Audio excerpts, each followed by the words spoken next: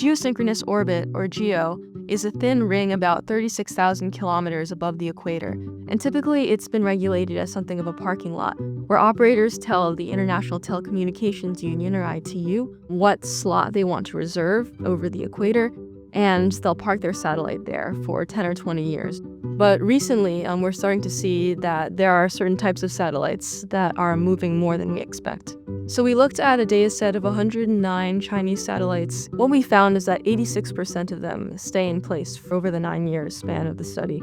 The most common explanation for satellites moving around is that they're communication satellites that are perhaps moving to serve new customers or meet ITU's bring-into-use requirements.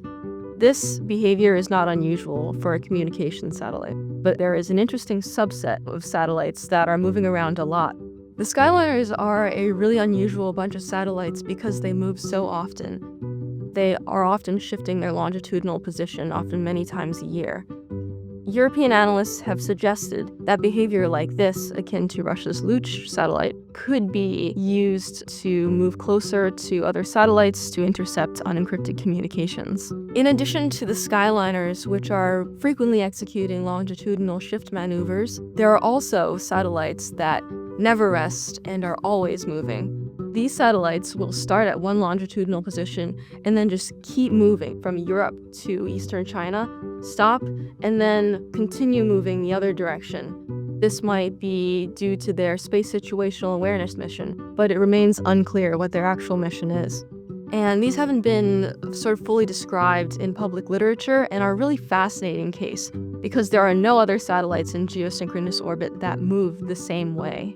A certain subset of the satellites, the Chinese satellites that we look at in the report, actually do conduct rendezvous proximity maneuvers, or RPOs, which is when they maneuver around each other, perhaps to test out a capability. And one of the satellites actually grabbed onto a Chinese PNT satellite and dragged it into graveyard orbit. This is potentially really big for active orbital debris removal, which is what China says is the purpose of the satellite. Western analysts, including the Space Force, have suggested that the capability that Chinese satellites have demonstrated to pull other satellites into a graveyard orbit could be used to threaten US satellites. What we find is that GEO is no longer a parking lot. There are some satellites that are constantly moving, and as we characterize the different types of behavior patterns they display, this may tell us new things about how space governance will evolve in the future.